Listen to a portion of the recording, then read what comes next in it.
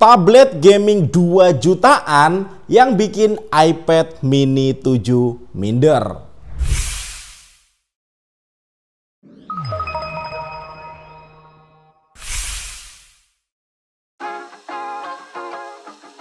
Hai guys, dengan saya Ade. Seperti yang aku bilang di video sebelumnya, kalau tahun 2025 ini jadi eranya tablet mini ya.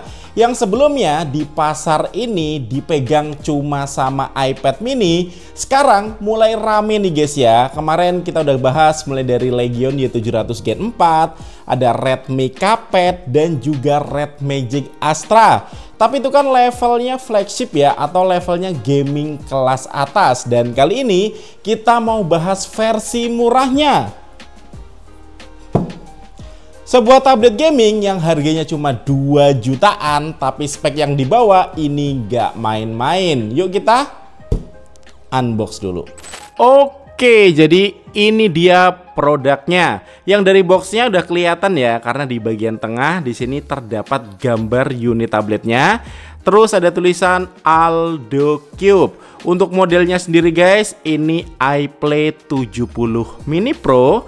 Yang di sini juga ada tulisan ya, kalau ini warnanya grey dengan ROM 256 GB dan di sini ada nomor IMEI-nya ya, karena tablet ini punya jaringan seluler. Untuk spek unggulannya ada di bagian belakangnya ya. Jadi dia pakai chipset MediaTek Dimensity 8791, punya 90 Hz refresh rate dan nih guys ya, dia punya jaringan 4G LTE plus ada slot micro SD. Dan yuk langsung aja kita unboxing. Nah ini masih segel ya, masih plastikan. Dan yuk langsung kita buka aja. Oke. Dan ini masih ada segel lagi. Oh enggak. Kita langsung coba buka aja ya. Ya. Dan di sini ini polosan aja ya. Jadi ternyata boxnya ini ada box di dalamnya, box polosan. Dan oke, ini dia untuk produknya ya. Jadi di sini langsung ada unit tabletnya. Ukurannya mini, nanti kita cek lebih lengkap. Sekarang kita lihat dulu dapat apa aja untuk kelengkapannya ya. Jadi pertama di sini ya seperti biasa, ini kita dapat kayak buku panduan singkat sama ini kartu garansi ya pastinya. Terus di sini ini ada kabel guys ya. Ini ada kabel yang untuk kabelnya sendiri dia USB A to USB C, dan ini kita dapat charger guys ya. Jadi chargernya ini pakai outputnya 5 volt 2 ampere atau 10 watt. Dan ya di sini kita juga dapat SIM ejector ya, karena tablet ini dia ada SIM-nya. Dan sekarang kita coba lihat untuk unit tabletnya ya. Jadi di sini tertulis Aldo Cube. Ini masih ada perlindungan layarnya. Kita lepas aja. Oke. Untuk di samping ya. Jadi di samping ini ada slot guys. Kita langsung coba intip ya untuk slotnya. Nah jadi slotnya tipenya seperti ini ya. Ini hybrid guys ya. Jadi bisa dual SIM atau satu SIM plus micro SD ya. Ini juga ada seal karetnya untuk melindungi biar air tuh nggak gampang masuk. Kalau di atas ini polosan aja. Di samping ada tombol power dan volume, dan bagian bawah ini ada grill speaker ya, ada dua, ada lubang mic dan USB-C port. Untuk bagian belakangnya dia seperti ini. Jadi desainnya lebih ke clean ya, minimalis gitu. Di sini ada Aldo Cube, terus ada logonya ya, seperti ini. Ini kameranya sekilas ada dua, tapi yang bawah ini flash dan ini kamera utamanya. Oke deh, yuk langsung aja kita coba nyalain setup dan install beberapa aplikasi buat nyobain lebih lengkap sih Aldo Cube iPlay 70 Mini Pro ini. Nah pertama kita bahas untuk harganya dulu ya. Jadi versi globalnya iPlay 70 Mini Pro ini di 2,2 juta aja. Tapi catatan ini harga global, so untuk harga di Indonesia langsung aja cek link yang ada di YouTube Shopping di bawah. Nah, yang bikin iPad Mini 7 minder sama tablet ini di layarnya ya, karena dia ini udah ngebawa refresh rate 90 Hz. Dan ya kalian tahu ya kalau iPad Mini mentoknya masih di 60 Hz. Untuk kualitas visualnya juga bagus ya. Ini ukurannya 8,4 inch dengan panel IPS yang untuk resolusinya ini Full HD Plus 1200 x 1920 pixel.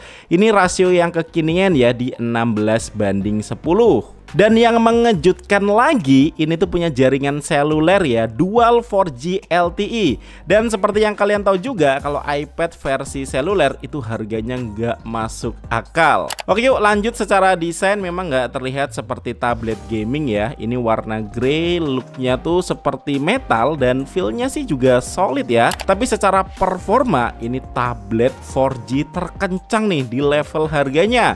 Aku tes AnTuTu benchmark, ini dapat skor hampir 550.000 poin. Yang untuk speknya dia ini menggunakan Dimensity MT8791 dengan RAM 8GB dan storage 256GB UFS. Ini bisa ditambah micro SD ya kalau kurang.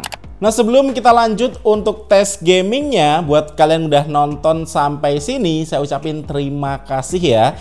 Tapi jujur saya butuh dukungan kalian guys ya, biar makin semangat. Gak perlu bayar kok, cukup klik tombol subscribe aja di bawah ya. Karena nextnya kita bakal bahas produk yang gak kalah menarik, gak kalah keren, atau kalian boleh kok request produk review di kolom komentar di bawah. Oke yuk lanjut kita tes buat gamingnya. Nah, untuk Mobile Legends main rata kanan di frame rate super ini aman ya, cuman agak unik karena frame rate-nya ini tuh kelok di 78 fps ya, gak bisa mentok 90 fps. Tapi ya ini udah enak sih ya, aman, gak ada frame drop juga.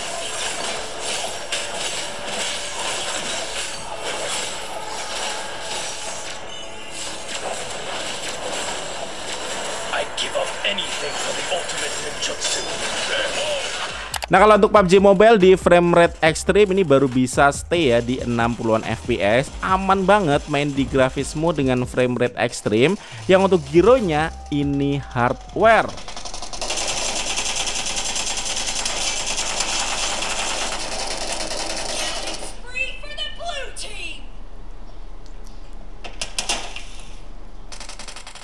Nah, kalau untuk sekelas Genshin Impact ini aku set ke frame rate 60 fps. Ini bisa dapat rata-rata di 40-an fps ya. Udah enak sih untuk misi harian, tapi ya ini harus disetting di grafis lowest.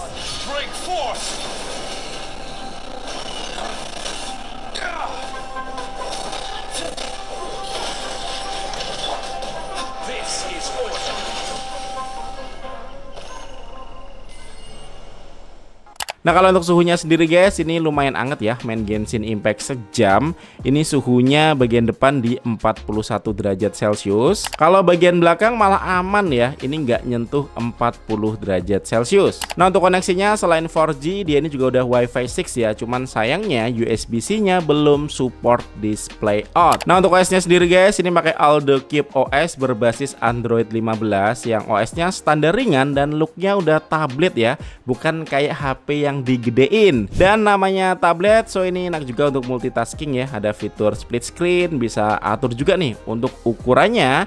Cuman ini nggak ada PC mode. Nah, untuk dipakai nonton Netflix ini juga aman, udah tersertifikasi Widevine L1. Cuma penempatan speakernya kalau posisi landscape gini tuh ada di bagian samping ya, jadi kurang enak, nggak dapet feel stereo. Untuk baterainya ini di 6050 mAh. Yang pengetesan saya main Genshin Impact sejam itu berkurang 22%, MLBB 90 fps sejam berkurang 14%, yang kalau untuk nonton YouTube sejam berkurang 6%. Untuk charging ini support 18 watt fast charge. Dan jangan lupa tablet ini juga punya kamera ya, 13 megapiksel kamera belakang dan 5 megapiksel kamera depan. Yang untuk hasilnya ini sekedar cukup aja.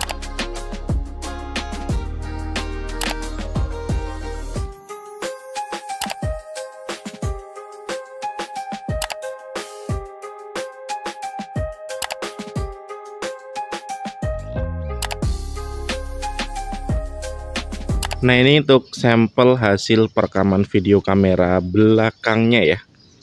Secara kualitas dan warnanya sih sebenarnya biasa aja, tapi untuk resolusinya sendiri guys, ini bisa up to resolusi 4K 30 fps ya. Nih, lumayan menarik juga ya, tablet-tablet mini zaman sekarang ini bisa merekam hingga resolusi 4K. Nah, ini untuk hasil dari video kamera depannya ya. Jadi kamera depannya ini bisa resolusi Full HD 30 fps yang secara kualitas sudah cukup ya. Misalnya dipakai untuk meeting online atau video call. Tapi untuk penampatan kameranya dia ada di samping ya. Jadi mungkin agak aneh kalau dipakai ke posisi landscape kayak gini. Karena kalau mata kita ngeliatin layar tuh jadinya kayak gini guys ya. Tapi ya namanya tablet mini memang ya ukuran pasnya sih ada di samping ini. Nah, untuk kesimpulannya sekarang makin banyak pilihan ya tablet dengan ukuran mini. Nggak cuman level kelas atas doang, versi murahnya pun ada.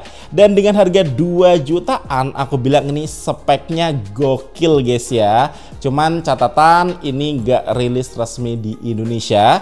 Jadi ya tentu aja ada kenaikan harga ya. Karena ketika masuk ke Indonesia harus melalui pajak dan daftar IMEI juga. Untuk IMEI-nya atau kartunya ya, jaringannya ini bisa selamanya kok, jadi aman. Nah, buat kalian yang pengen beli tablet ini ya, terutama di Shopee ya, atau untuk harga Indonesianya, kalian boleh langsung cek link yang ada di deskripsi video atau boleh cek tag produk YouTube Shopping di bawah. Oke, sekian dari CAD. Thank you buat kalian yang udah nonton video ini sampai habis dan kita ketemu lagi di video selanjutnya. Yuk.